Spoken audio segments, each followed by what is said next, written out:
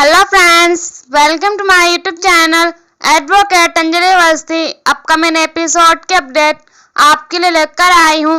अंजलि युवराज से अपने पैर पकड़ने के लिए कहती है और कहती है कि ठीक से पकड़ना, सबको लगना चाहिए कि तू अपनी गलती की माफ़ी मांग रहा है। युवराज अंजलि के पैर पकड़कर कहता है कि अंजलि भाभी, मुझसे गलती हो गई, मुझे माफ कर दीजिए। तभी अंजलि मीडिया के सामने कहती है, ये मेरे नंदोई बनने वाले हैं और रिश्ते में मैं इनसे बड़ी हूँ, इसीलिए इन्होंने मेरे पैर छुए। मुझे प्रणाम करने के लिए अंजलि वहां से जाने वाली होती है। तभी युवराज अंजलि को रोकता है और कहता है, कल तू मेरे पैर छुएगी, नहीं तो मेरा नाम युवराज ठाकुर नहीं। अंजलि वहां से चली जाती है। तभी युवराज मीडिया वालों से कहता है कि आप लोग आ जाना, मैं आप सबको दोबारा इनवाइट कर रहा हूँ, क्योंकि चंद्रभान ठाकुर का परिवार और राघव सिंह राजपूत का परिवार एक बंधन में बंधने जा रहा है। तो मैं राजपूत खानदान का दामाद बनने वाला हूँ, जिसके लिए बहुत बड़ी पार्टी होने वाली है और जितने भी केसेस मुझ पर चल रहे हैं वह सब डिसमिस हो जाएंगे। तो वहीं दूसरी तरफ अंजलि घर पहुंचती है तो वहां पर अमन अंजलि का हाथ पकड़ता है। अंजलि डर जाती है और कहती है, कौन है? अमन कहता है, मैं हूँ। तभी अंजलि कहती है कि सॉरी, मैं डर गई थी, मैं कुछ सोच रही थी। अमन अंजलि से कहता है, हाँ मैं जानता हूँ तुम कहीं खोई थी, दिन भर काम करती हो, थक जाती हो और ऐसी बीवी नसीब वालों को मिलती है। पहले वह कोर्ट को संभालती है, फिर घर को संभालती है, फिर घर गृहस्थी को अकेले ही संभालती है। क्या बात है, तुम बहुत अच्छी राजपूत खानदान की बहू हो और तुमसे तो हर किसी को सीखना चाहिए। बहू हो तो ऐसी जो सबका ख्याल रखती है, मगर उसका ख्याल कौन रखेगा? तुम्हारा पति अमन सिंह राजपूत। मैं रखूंगा तुम्हारा सेवक, नया नवेला नौकर, तुम्हारे चरणों का दास मैं रखूंगा। तभी अंजलि कहती है, पति दास नहीं होते, पति परमेश्वर होते हैं। अमन कहता है, लेकिन पति को भी पत्नी की सेवा करनी चाहिए। अंजलि कहती है, आप ये सब क्या बोल रहे हैं? अमन अंजलि से पूछता है कि तुमने नाश्ता किया, लंच किया, डिनर किया? अंजलि कहती है, नहीं, इनमें से कुछ भी नहीं किया। अमन कहता है कि हाँ, जो सबका ख्याल रखती है उसका ख्याल कोई नहीं रखता है, उसका ख्याल मैं रखूंगा। तुम्हारा पति अमन अंजलि के लिए खाना लाता है। अंजलि कहती है, यहाँ पर खाना? अमन कहता है कि तुम अपना ख्याल रखा करो, इतना सब करती हो, कोर्ट जाती हो, घर संभालती हो और ऊपर से शादी की तैयारी, ख्याल रखा करो अपना। अमन अपने हाथों से अंजलि को खाना खिलाता है। यह देखकर अंजलि की आंखों में आंसू आ जाते हैं। अमन अंजलि से कहता है, तुम्हारी आंखों में आंसू? तभी अंजलि कहती है, इतना प्यार पाने की आदत नहीं है मुझे, कभी सोचा ना था कि आप मुझसे इतना प्यार करेंगे। अमन कहता है, प्यार करता हूँ, मैं तुमसे बहुत प्यार करता हूँ और करता रहूंगा, कयामत से लेकर कयामत तक बेइंतहा मोहब्बत करता रहूंगा।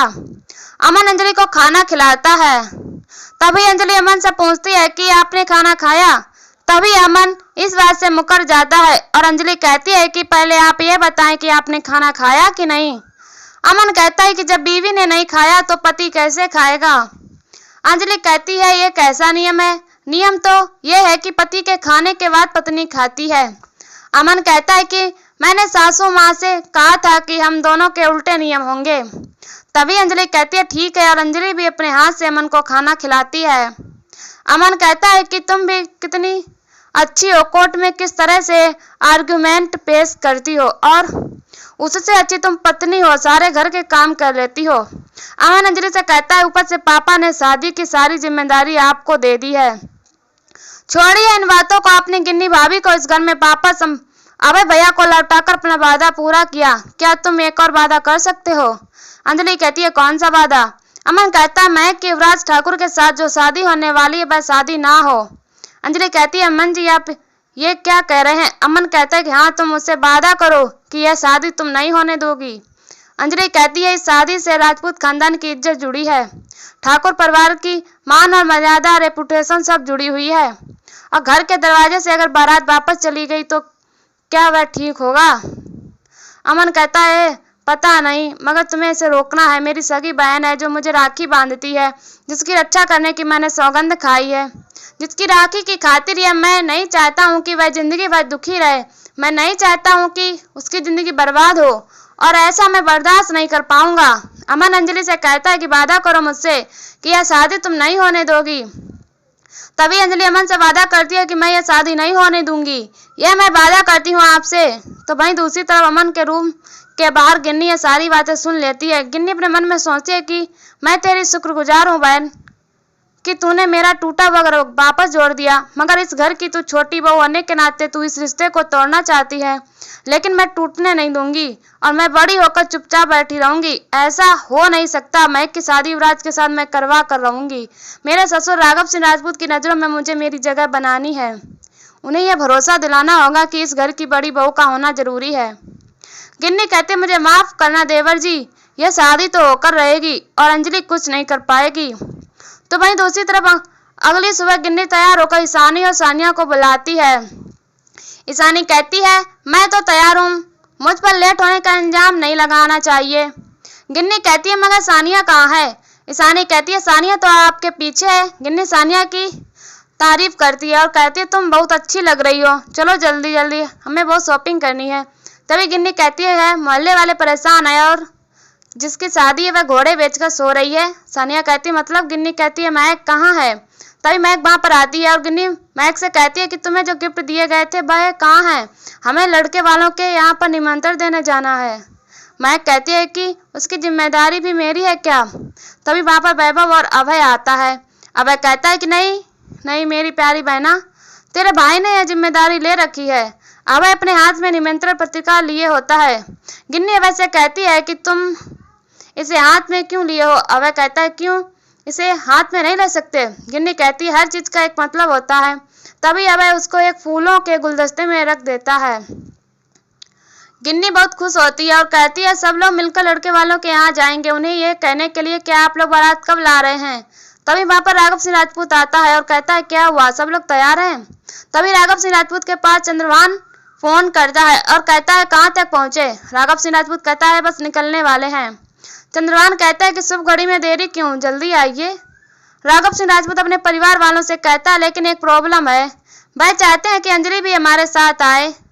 वैभव और सारिका कहते हैं कि नहीं भैया यह तो बहुत मुश्किल है, अंजलि नहीं आएगी। तभी निवेदिता चाची कहती है कि सारिका तुम ऐसा क्यों बोल रही हो, वो शादी की तैयारी ही तो कर रही है, दिन रात इतना काम कर रही है, वह किचन संभाल रही है और शादी की सारी तैयारियां संभाल रही है, घर भी तो संभाल रही है वो।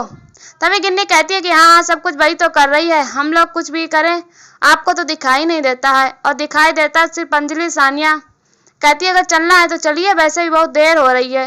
राघव सिंह राजपूत कहता है हाँ हाँ चलते हैं। राघव सिंह राजपूत वैभव से कहता है अंजलि को बुलाओ। तभी वैभव अंजलि को बुलाता है। तभी वहां पर अंजलि आती है और सारिका अंजलि से कहती है कि तुम अभी तक तैयार क्यों नहीं हुई?